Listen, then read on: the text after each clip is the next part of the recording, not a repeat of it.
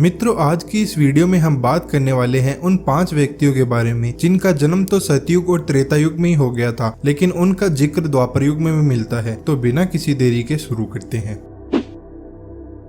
जामवंत जी का जन्म सतयुग में राजा बलि के काल में हुआ था। कहा जाता है कि जामवंत सतयुग और त्रेता युग में भी थे और द्वापर में भी उनके होने का वर्णन मिलता है। कुछ प्रचलित कथाओं के अनुसार भगवान श्री कृष्ण को श्यामतक मणि के लिए जामवंत के साथ युद्ध करना पड़ा था। श्री कृष्ण पर इस मणि की चोरी का इल्जाम श्री कृष्ण की पत्नी सत्यभामा के पिता सत्यजीत ने लगाया था। इस मणि की खोज में श्री कृष्ण एक गुफा में जा पहुँचे जहाँ जामवंत अपनी पुत्री के साथ रहते थे। इस मणि को हासिल करने के लिए श्री कृष्ण को जामवंत जी से युद्ध करना पड़ा। जामवंत जब युद्ध में हारने लगे तब उन्होंने अपने प्रभु श्री राम को पुकारा और उनकी पुकार सुनकर श्री कृष्ण को अपने राम स्वरूप में आना पड़ा। तब जामवंत ने समर्पण कर अपनी भूल स्वीकारी और उन्हें मणि भी दी।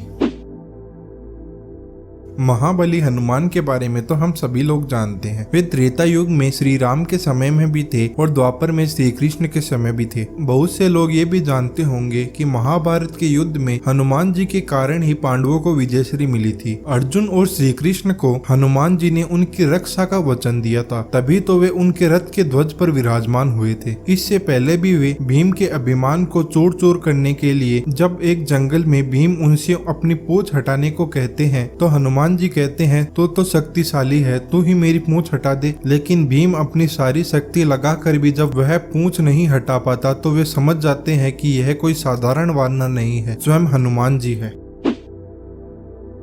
परशुराम विष्णु के छठे आवेश अवतार है। परशुराम का जन्म सतयुग और त्रेता का संधि काल माना जाता है। महाभारत में परशुराम का उल्लेख पहली बार तब मिलता है जब वे भीष्म पितामह के गुरु बने थे और एक प्रसंग के अनुसार उनका भीष्म के साथ युद्ध भी हुआ था। भगवान परशुराम का महाभारत में दूसरा जिक्र जब मिलता है जब वे श्री कृष्ण को सुदर्शन प्रदान करते हैं और तीसरा जब वे कर्ण को ब्रह्मास्त्र की शिक्षा देते हैं।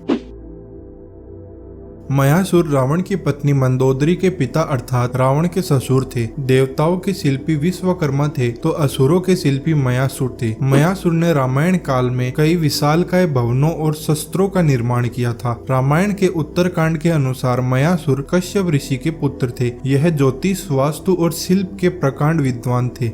और इन्होंने महाभारत में युधिष्ठिर के लिए सभा भवन का निर्माण किया था जो माया सभा के नाम से प्रसिद्ध हुआ। इसी सभा के वैभव को देखकर दुर्योधन पांडवों से ईर्ष्या करने लगा था। मयासुर ने द्वारका नगरी के निर्माण में भी अहम भूमिका निभाई थी। मयासुर ने सोने, चांदी और लोहे के 3 शहरों का निर्माण किया था जिसे त्रिपुरा कहा जाता है। त्रिपुरा को बाद में स्वयं भगवान शिव ने ध्वस्त कर दिया था।